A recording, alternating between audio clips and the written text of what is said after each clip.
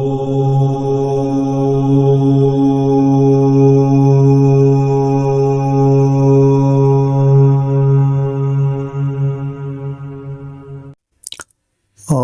विश्वानदेव सवितर्दुतानि परासुयद् भद्रं तन्नयासु। ओम भद्रं कर्णेभिः शृणुयाम देवा भद्रं पश्येमाक्षिभिर्यजत्राः ईश्वरैरङ्गैस्तुष्मांसस्तनुर्भिर्विषेमहि देवहितमेदायुः। ओम वेद प्रेमियों सुधीर श्रोताओं, संप्रति हम सब यजुर्वेद के पहले अध्याय के 22वें मंत्र की व्याख्या में प्रवेश करने जा रहे हैं। इस मंत्र का शीर्षक है सुखी मर्यादित गृहस्थम। अब संबंधित मंत्र का सर्वप्रथम सस्वर पाठ हो जाए।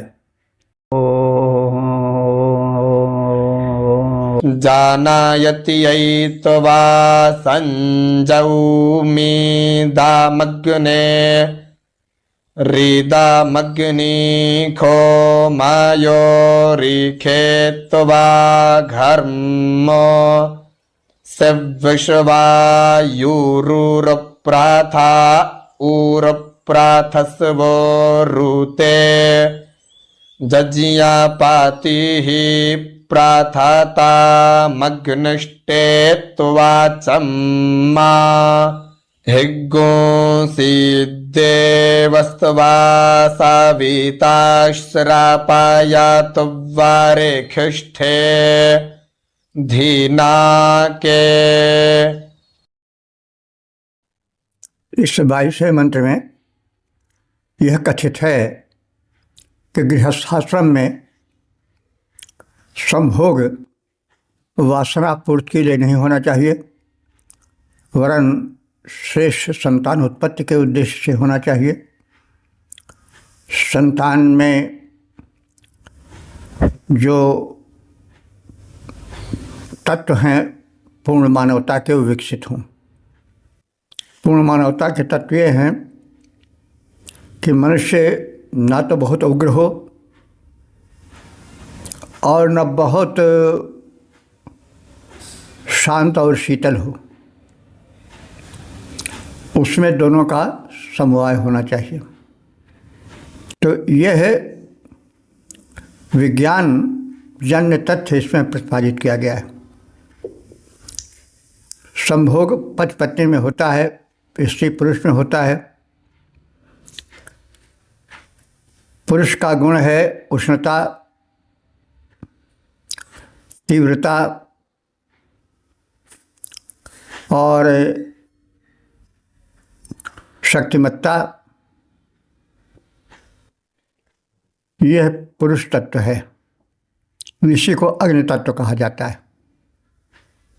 और जो नम्रता है, जो शांति है, संतोष है, ये सब सोम तत्व है जो कि नारी से संबंधित होता है।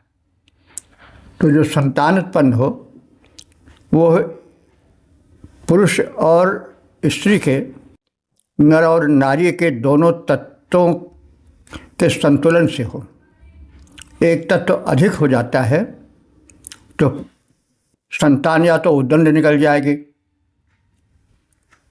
चोर डकैत लुटेरा बन जाएगी, या अगर नारी तत्व का आधिक्य हुआ तो वो बहुत कोमल, बहुत डरपोक, बहुत शांत स्वभाव का और कठिनाइयों से भागने वाला स्वभाव उसका होगा।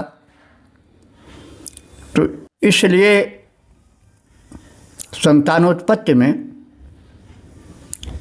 यह कर्तव्य है पति पत्नी का कि वे पुत्रार्थे क्रियते भार्या, इस उद्देश्य को अपने विचार में रखें और जो संतान हो वो संतुलित विचार वाली हो, उसमें उष्णता भी हो, उसमें जो है वो उत्साह भी हो, उमंग भी हो, साथ ही साथ उसमें शीतलता हो, शांति भी हो। यह संतुलित व्यक्तित्व का लक्षण है। तो राम में यही कहा गया है कि राम कालाग्नि सहस्रः क्रोधे क्षमया पृथ्वी समा। क्रोध करते हैं तो कालाग्नि बन जाते हैं और क्षमा करते हैं तो पृथ्वी की तरह हो जाते हैं। तो यह संतुलित व्यक्तित्व है। तो संभोग में, संतान में संतुलित व्यक्तित्व का विकास हो, इसे ध्यान में रखना चाहिए। तो पति पत्नी से कहता है कि हे गृहलक्ष्मी, हे प्रिय, जनयत्यै, मैं तुम्हारे साथ संभोग कर रहा हूँ। जनयत्यै माने संतान जनन के लिए। त्वं संयोमी, तुझसे एतदर्थ समागम करता हूँ। इस समागम से अग्नेय, अग्नि तत्व से युक्त संतान हो और अग्नि सोमयो, अग्नि और सोम तत्व का उसमें सम्यक समन्वय हो। जैसे कहा गया है, अग्नि तत्व है उष्णता का, उमंग का, उत्साह का, साहस युद्ध कौशल का, उग्रता का। तो यह सब जो है वो अग्नि तत्व है। दो तत्व हैं। और सोम तत्व क्या है? शांति का। शांति का तात्पर्य हुआ कि जो संतान हो वह शांत हो, संतोष हो, उसमें क्षमा हो, शांतिपूर्वक समस्याओं के समाधान करने की क्षमता हो, संतुलित हो। तो इसलिए पति पत्नी से कह रहा है कि हमारी संतान में अग्नि सोमयो, अग्नि और सोम दोनों तत्वों का संतुलित विकास हो। नारी कोमल होती है, उसका स्वभाव में, उसके वाणी में, उसके अंगों में कोमलता, नम्रता प्रकृति प्रदत्त होती है।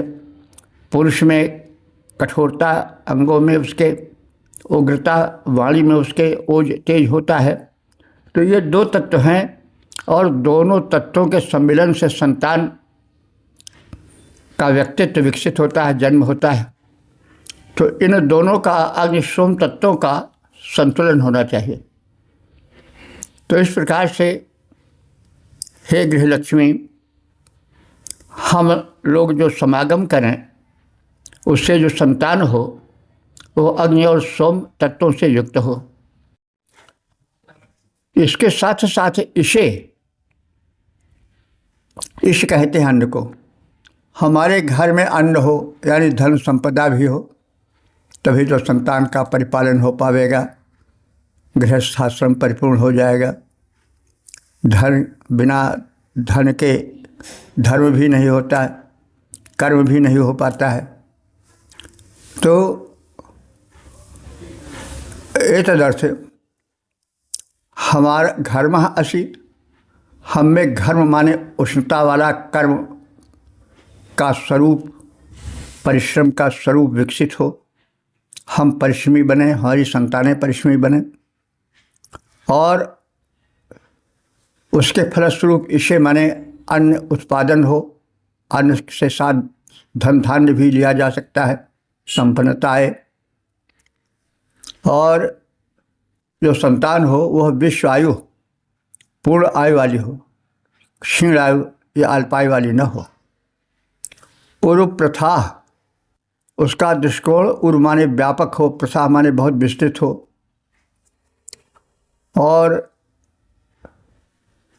वह जो है वह अग्नि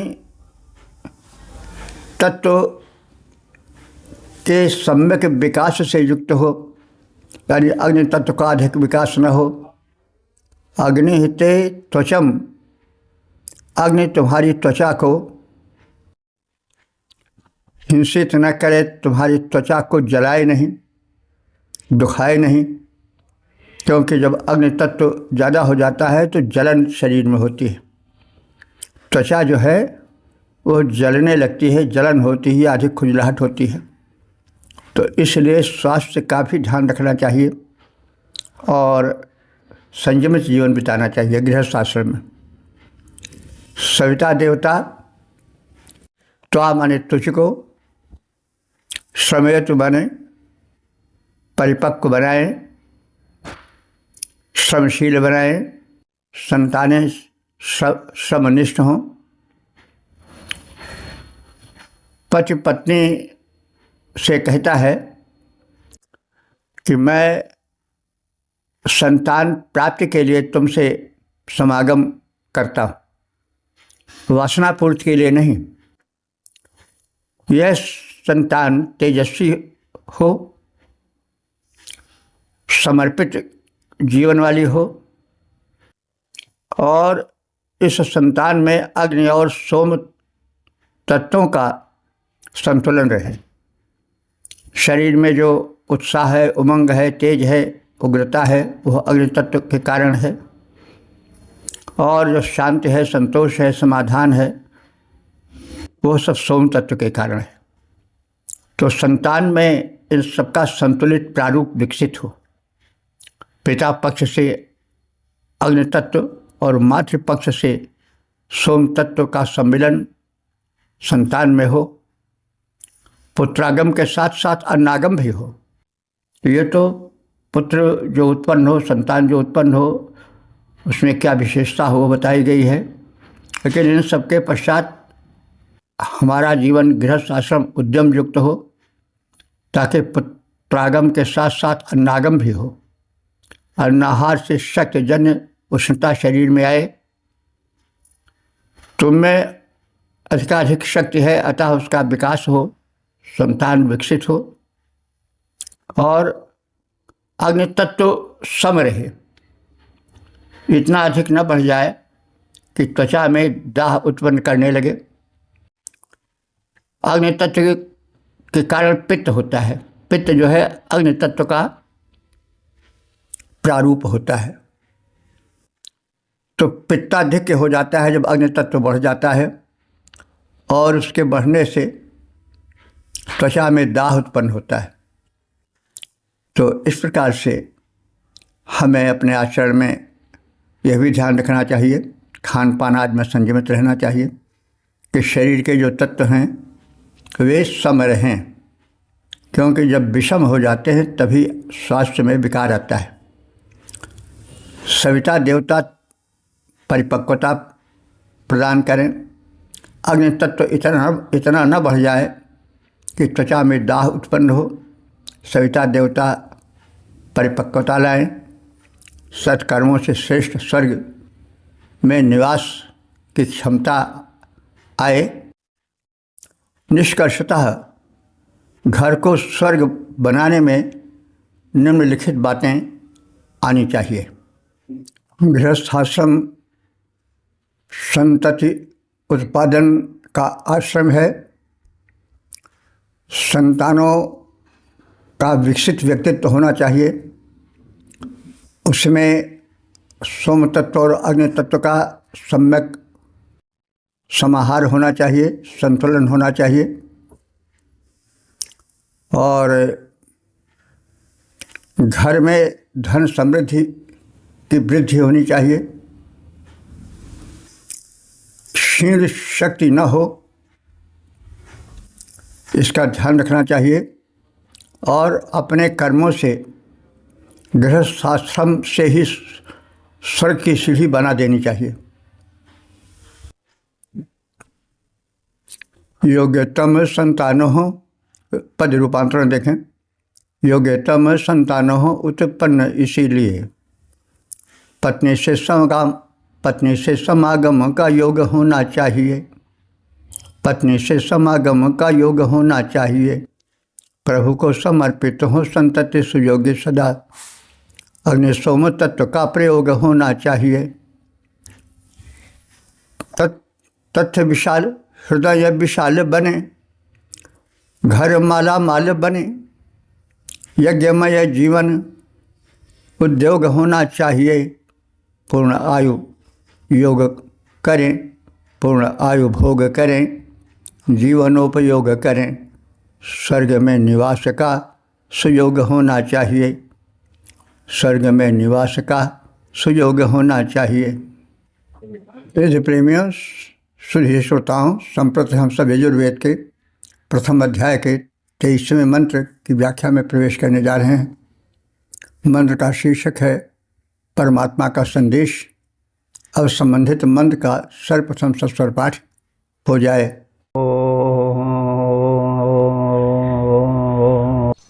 मा भेर्मा संवित्था आता में रुर्जजियो तामे रुर्जा जामानस्य प्राजा भूया त्रेता यत्वा द्विता यत्वैकाता यत्वा। इस 23वें मंत्र में परमात्मा का संदेश है मानव के प्रति कि उसका जीवन कैसा हो, उसके व्यक्तित्व में किस प्रकार से संतुलन हो। परमात्मा कह रहा है, संदेश दे रहा है कि हे उपासकों, माँ भे, तुम इस जीवन संघर्ष में डरो मत। माँ भे, मत डरो। माँ संविक्याह, और घबरा कर पीछे कदम भी मत धरो, यानी आगे बढ़ो। यज्ञ, यज्ञ तेरा स्वाभाविक कर्म है। यज्ञ क्या है? यज्ञ विशेषतमम कर्म। जीवन मानव का इसलिए मिला है कि वह श्रेष्ठ कर्म करे, उत्तम कर्म करे। केवल खाने पीने और सोने के लिए नहीं मिला है, क्योंकि आहार निद्रा भय मैथुनम चा सामान्य में तत् पशुभिर नराणाम धर्मो हि तेषाम् अधिको विशेषो धर्मेण हीना पशुभिः समाना। आहार निद्रा भय मैथुन जैसे पशुओं में होता है वैसे मनुष्यों में भी होता है। तो पशु और मनुष्य में अंतर यह है कि पशु केवल खाना पीना सोना यहीं तक जीवन समझता है, लेकिन मनुष्य तत्व चिंतन करता है। शरीर क्या है, आत्मा क्या है, परमात्मा क्या है, जीवन का लक्ष्य क्या है। तो यही कर्म जो है वो यज्ञीय जीवन है। तो हे मानव, तुम्हारा जीवन यज्ञीय जीवन हो, समाज को शुभकर को समर्पित जीवन हो। अतमेरु, इसलिए तुम सुदृढ़ और सक्रिय बने रहो, क्योंकि जब तक व्यक्तित्व में दृढ़ता नहीं रहती, सक्रियता नहीं रहती, तब तक कर्मठता नहीं आ पाती, दृढ़ता नहीं आ पाती।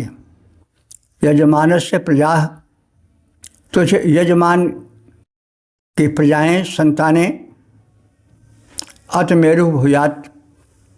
अतमेरु माने सत्कर्मों को करने में थके नहीं, सुदृढ़ रहें, सक्रिय रहें। तो हे उपासक, हे यजमान, मैं परमात्मा तुझको आदेश देता हूँ, संदेश देता हूँ कि त्रिताय, तुम 3 के लिए तत्पर रहो। तुम अपने जीवन में ज्ञान प्राप्त करो, कर्मशील जीवन बिताओ और भक्ति के लिए सदैव संलग्न रहो। तो ज्ञान कर्म भक्ति ये जीवन को पूर्ण करते हैं। तो तुम समर्पित जीवन, ज्ञान कर्म और भक्ति भरा जीवन बिताओ, और इन तीनों के लिए ही नहीं बल्कि द्विताय 2 के लिए समर्पित हो। 2 क्या है? प्रकृति और पुरुष। प्रकृति क्या है, पुरुष क्या है, दोनों में अंतर क्या है, मनुष्य का कर्तव्य क्या होना चाहिए प्रकृति और पुरुष के रूप में, प्रकृति के प्रति कैसा आचरण हो, पुरुषत्व के विकास में कैसा आचरण हो, इसके लिए उसे प्रकृति और पुरुष विषयक दो तत्वों का भी ज्ञान हो और एकताय एक तत्व का भी ज्ञान उसे हो। एक तत्व क्या है? उस अंतिम शीर्ष के ज्ञान से संबंधित है। वो क्या है? एको हम द्वितीयो नास्ति, अद्वैत भावना कि सर्वत्र एक देखे, सर्वम खलुदम ब्रह्म। तो जीवन में ज्ञान, कर्म, भक्ति का रहस्य जाने, प्रकृति पुरुष का भेद जाने और उसके बाद फिर उसमें सुलझा व्यक्तित्व उत्पन्न हो, विकसित हो, जिससे वो सर्वम खलुदम ब्रह्म देखे, एक को देखे, दो न दिखाई पड़े। सब कुछ परमात्मा है, जो कुछ है वह उसी का रूप है। अद्वैत भावना विकसित हो, अहम ब्रह्मास्मि की भावना परिपक्व हो। तो हे उपासकों, तुम डरो मत, कर्तव्य पथ पर आगे बढ़ते चलो, पीछे कदम रखकर कर्म से मुख मत मोड़ो, कर्मठ बनो। तुम कर्तव्य पालन में सुदृढ़ और सक्रिय बने रहो। तुम्हारा यज्ञ कर्म कभी शिथिल न हो, शुभ कर्म में कभी तुम डिगो नहीं, भगो नहीं उससे। तुझे यजमान की संतानें भी सदा ही सक्रिय रहें, वे सत्कर्मों को करने में कभी थके नहीं। प्रभु कहते हैं कि मैं तुझ साधक को, तुझ मनुष्य को तीनों के लिए प्रेरित करता हूँ। तीन क्या हैं? ज्ञान, कर्म, भक्ति। मैं यह प्रेरणा देता हूँ तुम ज्ञान का रहस्य जानो, कर्म का रहस्य जानो, भक्ति का रहस्य जानो और जीवन में उसका यथोचित समावेश करो। तुम दो को जानो। दो क्या है? प्रकृति और पुरुष, उसके भेद को जानो। प्रकृति क्या है, पुरुष क्या है, और अंत में साधना की परिपक्वावस्था यानी अहम ब्रह्मास्मि, इस भावना से भर जाओ। सर्वत्र तुम्हें एक ही तत्व दिखाई पड़े, द्वैत समाप्त हो जाए। अब इस मंत्र के पद्यात्मक प्रारूप से परिचित हो लें।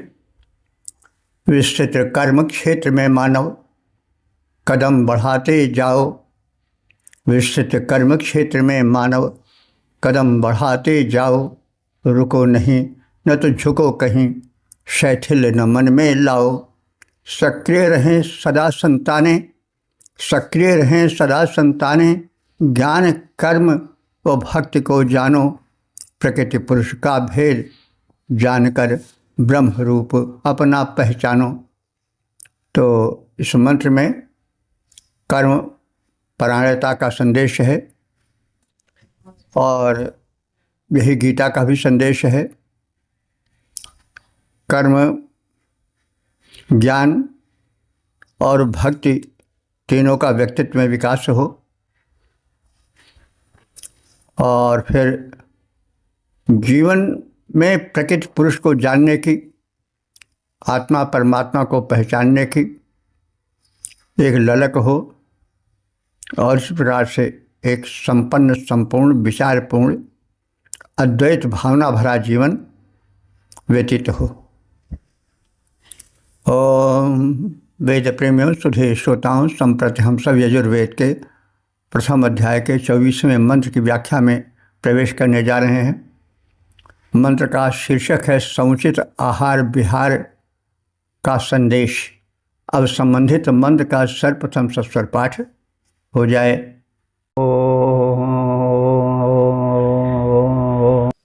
देवस्य त्वा सावितुः प्रासावेष्विनोर्वा हुभ्यां पूषणो हस्ताभ्याम् आददेत्सुवारकृतं देवेभ्य इन्द्रस्या वा हूरासि दक्षिणाः सहस्रा भृष्टिः शाता तेजा वायुरासीतग्मा तेजाद्विखातो वधः। इस 24वें मंत्र में सम्यक आहार विहार का संदेश है। आहार स्वास्थ्यप्रद हो, पोषक तत्वों से युक्त हो, क्योंकि आहार से ही शरीर का निर्माण होता है, शरीर से ही सब कार्य होता है। इसलिए आहार पर विशेष ध्यान रखना चाहिए। तो सांसारिक पदार्थों को संबोधित करके कहा जा रहा है कि हे सांसारिक पदार्थों, त्वा तुझको मैं सवितुः देवस्य, सविता देवता की प्रसवे माने सृष्टि में प्रसव में अश्विने व बाहुभ्याम, अश्विनी कुमारों की भुजाओं द्वारा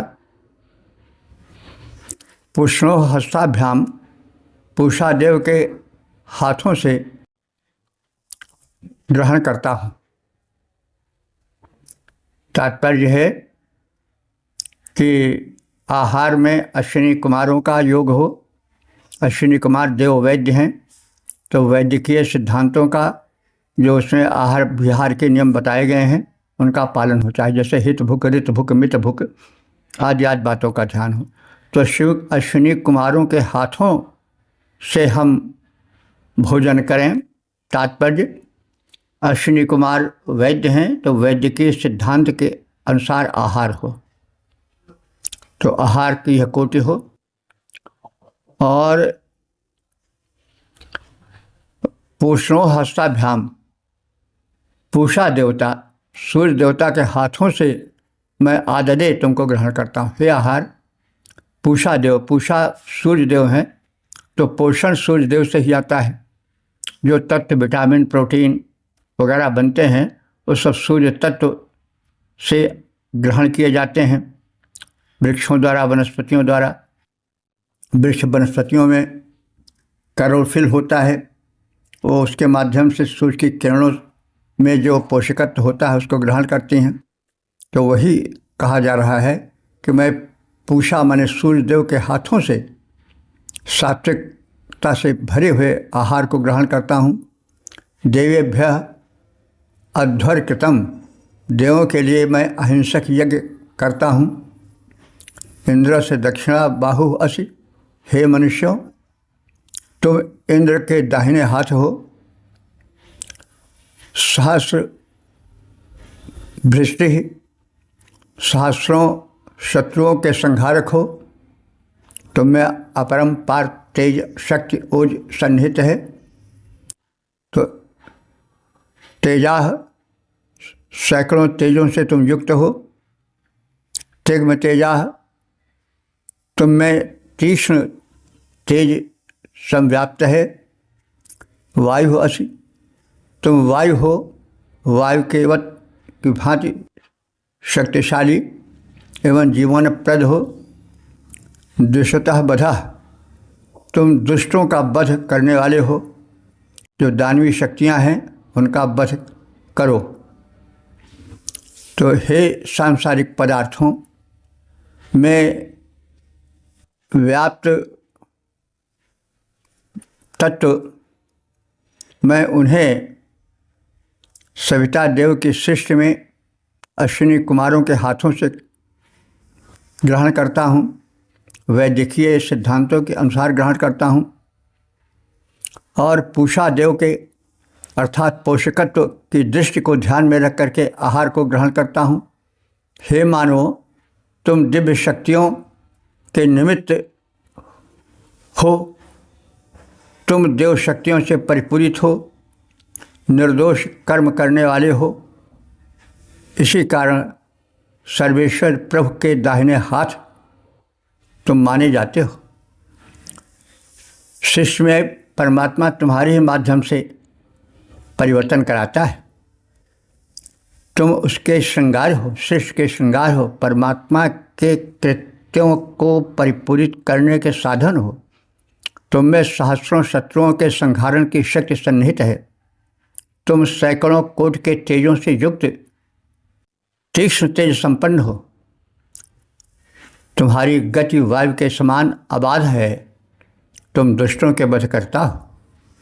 तुम अपनी शक्ति को संभालो। स्वास्थ्य और पोषक तत्वों का रख करके यों ध्यान करता हूँ। आहार वही जो करता स्वास्थ्य प्रदान। देव शक्ति के हित में करके कर्म नित्य निर्दोष। प्रभु के दाएं हाथ बने हो मुझे बड़ा संतोष।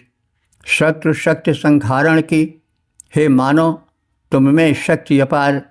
सबसे तेजस्वी हो मानो सकल सृष्टि के हो श्रृंगार। ओम। वेद प्रेमियों, सुधीर श्रोताओं, संप्रति हम सब यजुर्वेद के प्रथम अध्याय के 25वें मंत्र की व्याख्या में प्रवेश करने जा रहे हैं। इस मंत्र का शीर्षक है वन संपदा का संरक्षण। अब संबंधित मंत्र का सर्वप्रथम सस्वर पाठ हो जाए।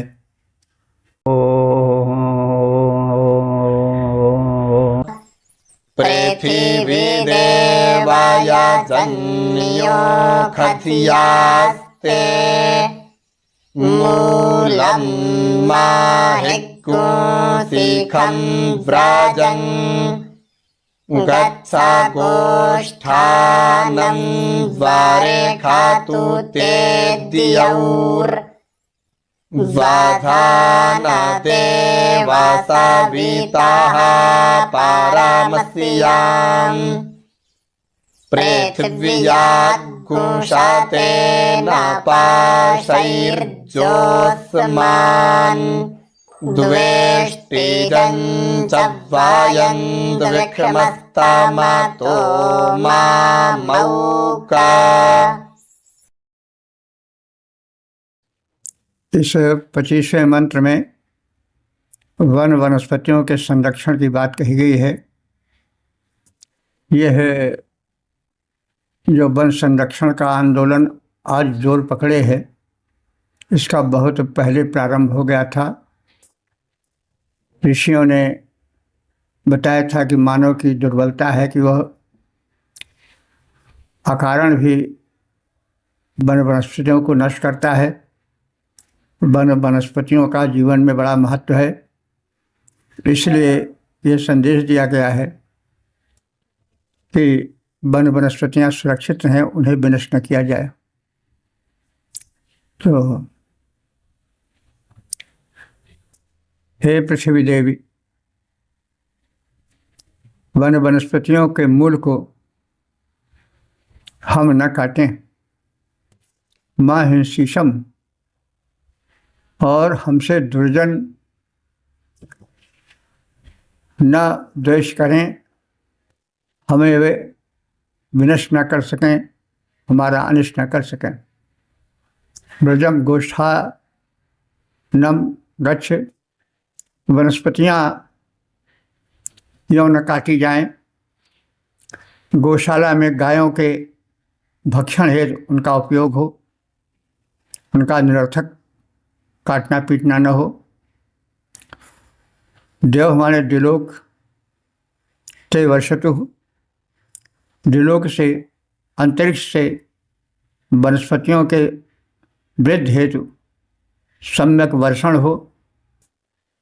सविता देवा, हे सविता देवता, परमश्याम शिव्याम, इस विस्तृत पृथ्वी में शतेन पाशे ही बधाना, सैकड़ों पाशों से बांध दो उनको जो दुष्ट हैं। यह स्मान द्वेष्टि, जो हमसे द्वेष रखते हैं। यम च वयम दुष्मः, और जिनसे हम द्वेष रखते हैं वे दोनों विनष्ट हो जाएं। अतः तम माँ मोच, इसलिए तुम उनको मत छोड़ो। तो हे देवों कि यजन भूमि पृथ्वी देवी, तो उस पर जो वन वृक्ष वनस्पतियाँ हैं उनके मूल को हम निरर्थक न नष्ट करें, उनका निरर्थक कर्तन या काटना न करें। हाँ, गौशाला में गायों के पोषण के लिए, भोजन के लिए जितनी आवश्यकता है उतनी ही वनस्पतियों का हम कर्तन करें या उनको उसी आवश्यकता के हिसाब से काटें। यह कार्य विवस्था में होता है और पृथ्वी पर वनस्पतियों की वृद्धि होती रहे, इसलिए अंतरिक्ष पर्याप्त मात्रा में वृष्टि करे। और यह भी कहा जा रहा है इस मंत्र में कि हे परमात्मन, इस विस्तृत भूमंडल में जो हम सब निर्दोषों से द्वेष करते हैं उनको तुम नष्ट करो, और जिनसे हम द्वेष करते हैं उनके दुर्गुणों के कारण वे भी नष्ट हों, उनको तुम सैकड़ों पाशों के फंदों से जकड़ दो, उन्हें दंडित करो। फिर हम वनस्पतियों को काटें, हम न वनस्पतियों को काटें, करें न उनका मूल विनष्ट। हम न वनस्पतियों को काटें, करें न उनके मूल विनष्ट। गायों की रक्षा में जो हैं काटी गई विवश अस्पष्ट। उनके वंश वृद्धि में वर्षा करे व्योम जलधार बहे। यजन भूमि, यजन भूमि हे पृथ्वी माता, भाव अहिंसक बना रहे। जो हैं द्वेषी दुष्ट, न उनको हम मारें। प्रभु तुम दो दंड, उन्हें बांध दो शतपाशों में। छिप न सकें जो है वो दंड। तो दुष्टों को भगवान दंड दे, परम सत्ता दंड दे, जो दंडाधिकारी है वो दंड दे। स्वयं मनुष्य उनसे न निपटे। यह कार्य अगर नहीं होगा तो अराजकता फैल जाएगी। एक ने उनको मारा तो दूसरे उनको मारेंगे, फिर तीसरे, फिर मारपीट का क्रम चलता रहेगा। इसलिए थोड़ा सहन भी करना चाहिए, सहनशीलता भी रखनी चाहिए कि शासन ही दंड दे अथवा परमात्मा दंड दे। और ऐसा न हुआ तो अराजकता फैल जाएगी, परस्पर कलह और मारपीट, हिंसा बढ़ जाएगी। वो इस प्रकार से यह मंत्र उपयोगी है वन संपदा के संरक्षण का, जिसका नारा आज बुलंद हो रहा है। वैदिक ऋषियों ने पहले ही चेतावनी दी थी कि वन संपदा सुरक्षित रहें, वे यूं ही ना नष्ट की जाएं। ओम वेद प्रेमियों सुधे श्रोताओं, संप्रति हम सब यजुर्वेद के प्रथम अध्याय के 26वें मंत्र की व्याख्या में प्रविष्ट होने जा रहे हैं। शीर्षक है दुष्टों का बहिष्कार। अब संबंधित मंत्र का सर्वप्रथम सस्वर पाठ हो जाए।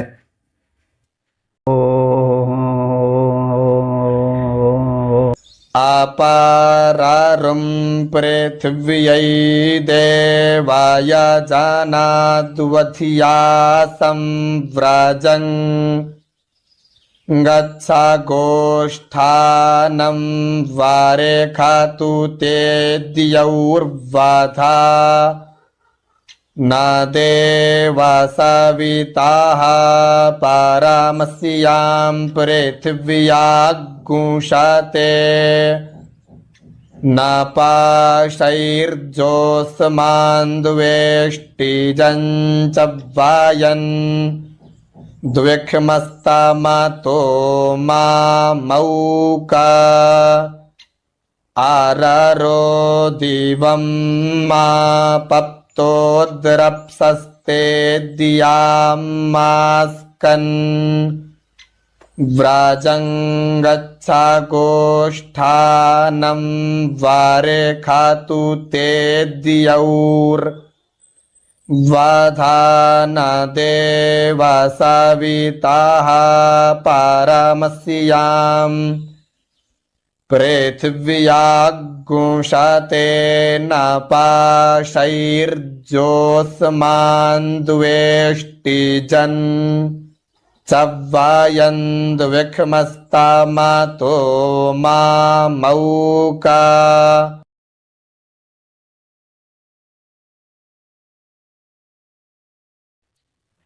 इस 26वें मंत्र में कथित है कि दुष्टों का सामाजिक बहिष्कार होना चाहिए, क्योंकि वे समाज में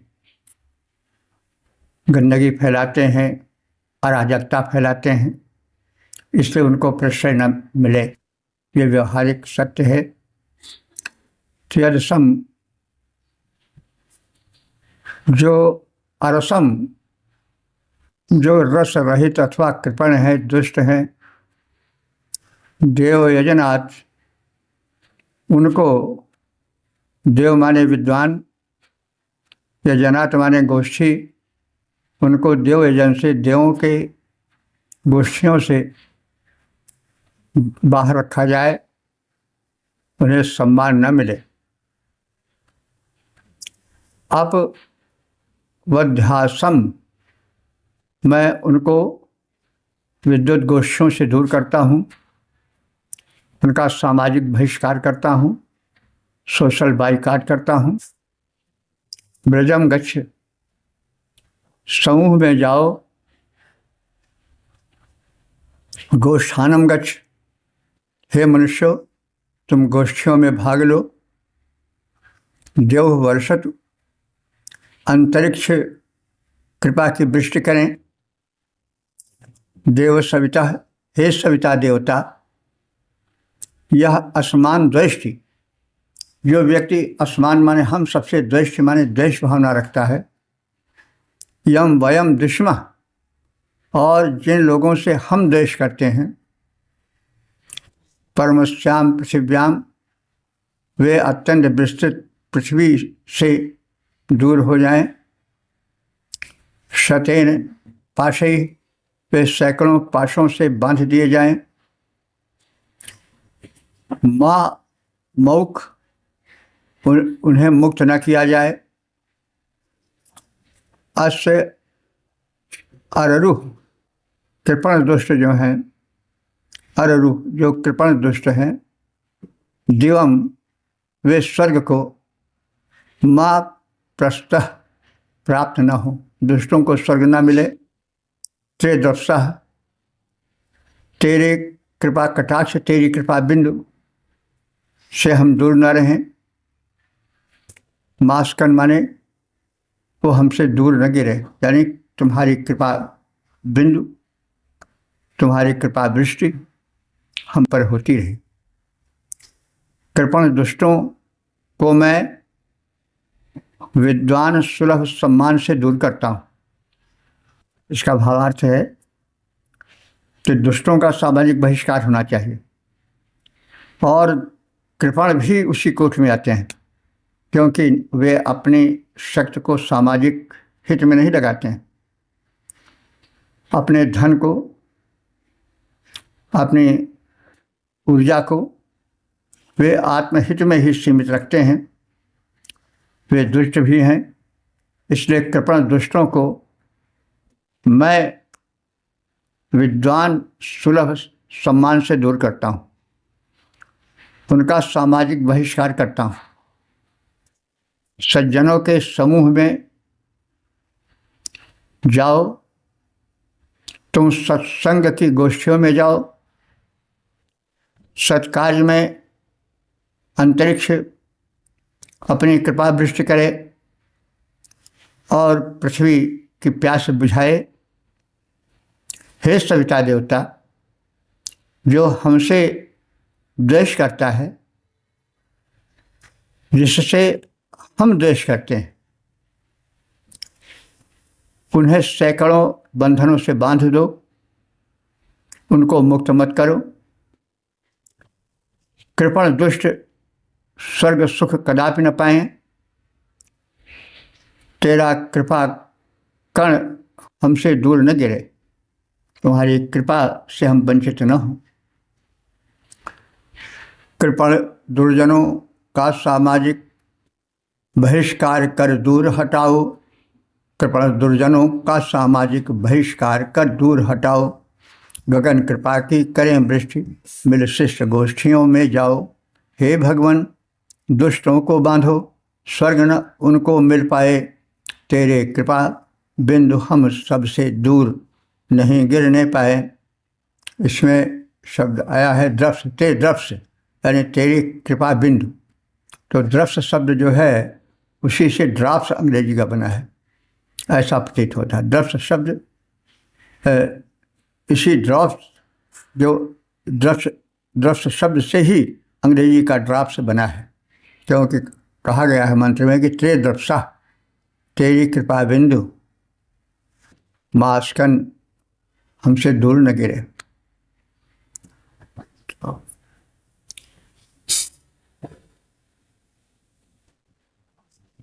इस प्रकार से हम सबने यजुर्वेद के भावपूर्ण मंत्रों का ज्ञान प्राप्त किया। गृहस्थ का कर्तव्य क्या होना चाहिए, किस प्रकार की संतान उत्पन्न करनी चाहिए, और वन संपदा का संरक्षण होना चाहिए, दुष्टों का समाज से बहिष्कार होना चाहिए, सज्जनों का विकास होना चाहिए, उन्हें उचित वातावरण मिले। तो इस प्रकार से अमूल्य उपदेशों से, संदेशों से ये मंत्र भरे हैं। वन संपदा को सुरक्षित रखने का जो आंदोलन अब जोर पकड़ रहा है, उसके प्रति बहुत पहले से वैदिक ऋषियों ने सावधान कर दिया था। हम देख रहे हैं कि कर्मवेद, इस यजुर्वेद में क्या करना चाहिए, जीवन के विविध क्षेत्रों का स्पर्श इसमें किया गया है। क्या घर, क्या वन, क्या समाज कैसा हो, उसमें किस प्रकार के व्यक्ति रहें, किनका सत्कार हो, किनका बहिष्कार हो, इन सब का सम्यक कथन किया गया है। इस प्रकार से यजुर्वेद में केवल यज्ञ ही नहीं, वरन जीवन को एक यज्ञ मान करके वह किस प्रकार से सफल हो, किस प्रकार से पूर्ण बने, इसका दिग्दर्शन किया गया है। ओम सर्वे भवन्तु सुखिनः, सर्वे सन्तु निरामयाः, सर्वे भद्राणि पश्यन्तु, मा कश्चित् दुःखभाग् भवेत्।